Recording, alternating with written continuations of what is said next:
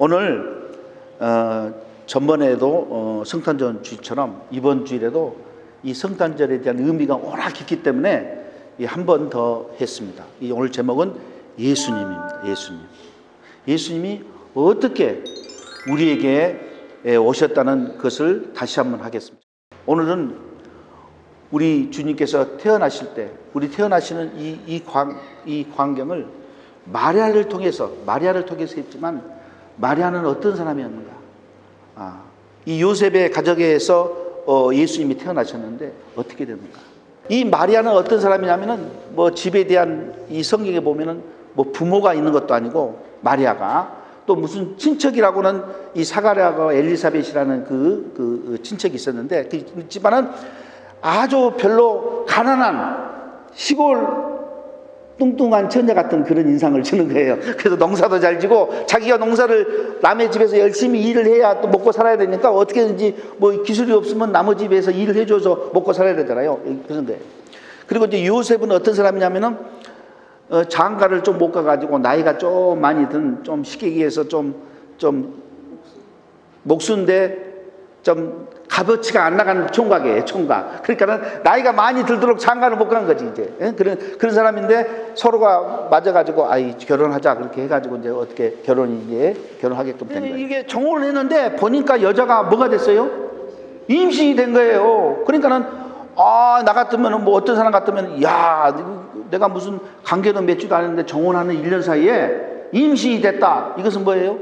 도로 맞아 죽을 뻔이고, 나는 이건 이 여자하고 이 어린애하고 모른다. 이렇게 해가지고 이 법정으로 올려가지고 죽일 수도 있는데, 요셉은 사람이 착한 사람이라 이 여자는 내 애기도 아니고 그러니까 조용하게 그냥 없는 걸로 해버리자. 이제 이렇게 한 거예요. 이게. 그런데 천사가 나타나가지고 말한 거예요. 너는 이 어린애는 하나님이 셔서 성령으로 인간의 마리아의 몸을 빌려서 나온 거라.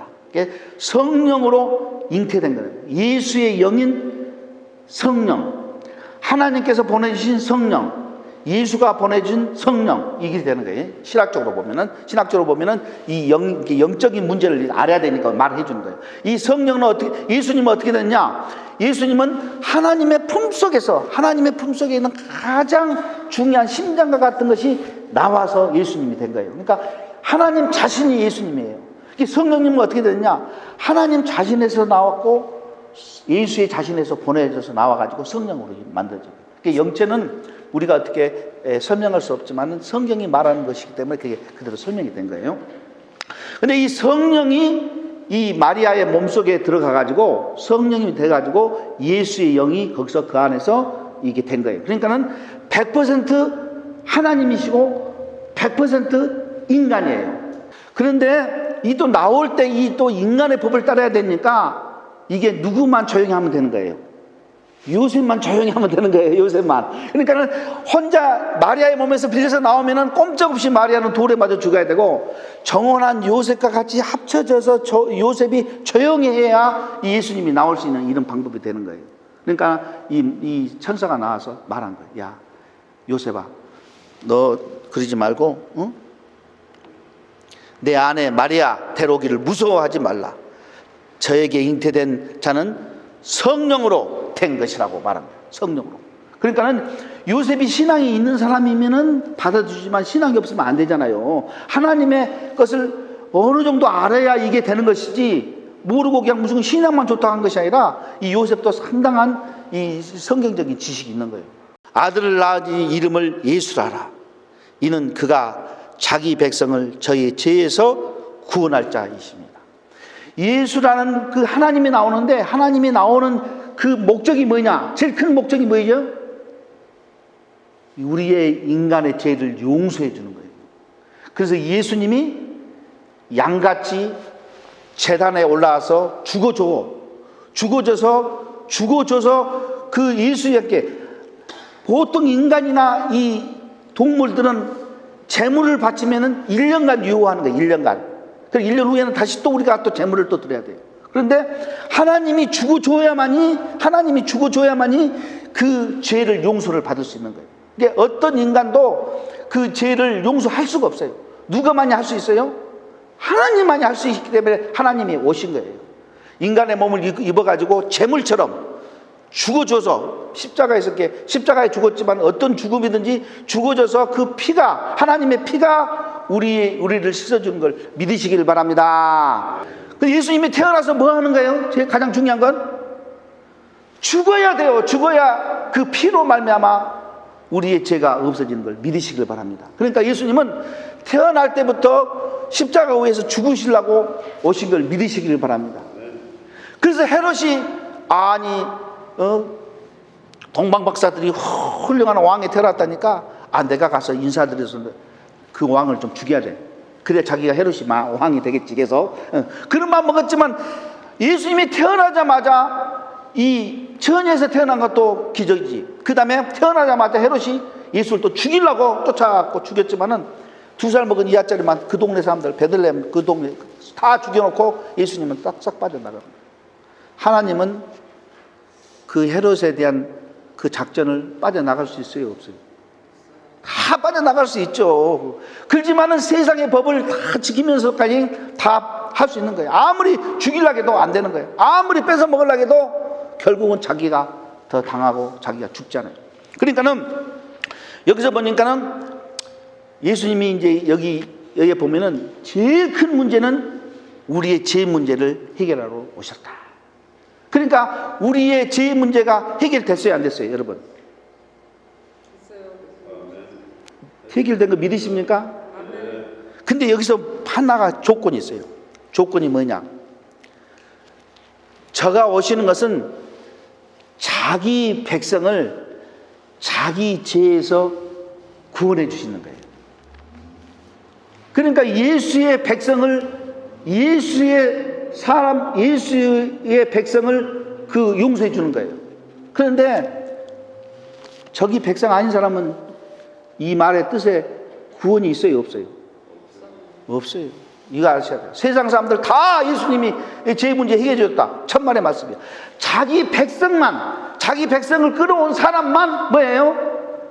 저희 죄에서 용서를 받는 것이지, 지나간 사람, 아무 상관도 없는 사람들 절대로 그것은 아니에요. 그런데 여기서 우리가 뭘로 느끼냐면은, 나는 하나님의 백성이야, 난 하나님 예수를 믿어, 교회도 가고 싶고 부담도 없어, 가야 돼, 이걸 하는데, 어떤 사람은 무서워서 교회 다니는 사람도 있어요. 어떤 사람은 근데 자기가 내가 죄 용서함을 지금 2000년 전에 하나님께서 다 용서함 받게 해줬어요. 우리는 죄가 있어요, 없어요? 없어요. 그런데 죄가 없는데 죄 있는 것처럼 살아요. 양심에 뭐예요? 화인을 맞아가지고 그냥 아무렇지도 않아, 죄 짓는 것이. 그 사람은 어쩌면은 구원을 받지 못한 사람일지도 몰라요. 백성이 아닌 사람은. 그래서 이게 권신창 목사, 이 구원파들이 예수 믿었으면 그 다음부터는 무슨 죄를 지어도 좋다, 다 죄를 짓자. 왜? 하나님이 차에 없게 해줬는데 그 죄도 다 용서 받았다. 그 말은 맞는 말이에요. 그 말은 맞는 말인데, 우리가 실질적으로 살아보면은 절대로 그렇게 할 수 없는 거예요. 우리가 잘못해가지고 죄를 범했으면은 우리 주님이 마귀가 탁 잡아놓고, 이놈은 나쁜 놈입니다, 이놈은 죄를 지었습니다, 그리고 고발을 할 때 우리 주님이 탁 나타나서 그 죄도 내가 십자가에서 다 용서해줬다, 너 마귀는 손대지 말아라. 그런데 중보기도 해주신 주님 옆에 있고 위에서 다 모든 문제를 해결해 주시는데, 나는 괜찮아요, 중보기도 해주는지 안 해주는지 나는 모르겠어요, 죄를 계속 지으면은 그건 되겠어요? 안 되지. 안 된다고. 나 상관하지 말고 나 열심히 죄를 지겠습니다. 그러면은 그 백성이 아닐 수가 있다는 거예요, 우리가. 그게 무서운 거지. 왜? 한 명이라도 천국 못 가면 안 되잖아요. 그냥 막 자연스럽게 너무나도 재미있게 이렇게 해버리면 안 된다는 거예요. 내가 이게 안 되는데, 다음부터 안 하는데, 이번만 죄 짓고 다음에는 안 지야지, 이렇게 마음 먹으면 괜찮은데, 이런 마음 자체가 없이 이거 내가 오늘 한탕 했네, 너무 즐거운 거야, 이거 또 한탕 하자, 어디 있나, 이렇게 돌아다니면 안 된다는 거예요. 이게 한 번으로 끝나고 두 번으로 마쳐야지, 그것을 계속 오랫동안 하면은 이 성령의 역사, 우리 주님께서 천국에서 우리를 중보해 주시는 이 중보가 뭐가 되는 거예요?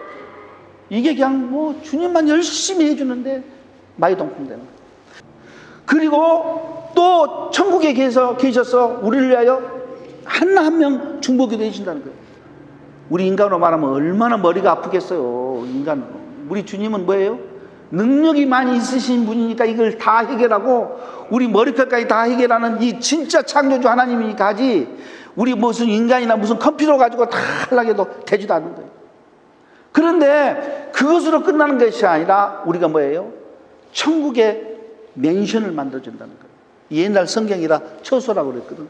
중국에 가면은 뭐 처소 하나 집을 있는데, 중국에 내가 90년도 가니까 제일 좋아하는 것은 벽돌로 집 하나 만들어진 것이 제일 좋은 거야. 옛날 때 그 집만 만들어주기를 원하는 거예요. 그래서 이 천국의 아주 맨션으로, 어떤 사람은 무슨 뭐 현대식으로, 어떤 사람은 뭐 한옥으로, 뭐겠어요. 어떤 가장 아름다운 집으로 만들어줘서 다 준비한다는 거예요. 우리 지상에서 뭐 집이, 내 집이나요? 집 있으면 또 금방 또 팔아야지, 또 뭐 해야지. 집이 또 없고 맨당 새만 살잖아요. 보면은 뭐 새만 사는데, 이 천국은 뭐예요? 요동 없는 집을 주는데 어떤 사람이 주냐? 성령님의 말을 잘 듣고 성령님의 인도를 잘 사는 사람은 이런 집을 주는 걸 믿으시기를 바랍니다. 확실한 거예요. 내 백성, 내 자손, 내 자녀에게 그냥 못 줘서 난리가 아니야. 근데 특히 뭐 사무엘 같은 애는 아주 큰 사사잖아요. 이런 것을 하나님이 준비해 놨다니까 얼마나 중요한 거예요. 응? 얼마나 중요하냐고. 이게 이런 것을 잘 하나님이 원하는 그 방법대로 해 나갈 때 우리에게는 큰 축복이 있는 걸 믿으시길 바랍니다.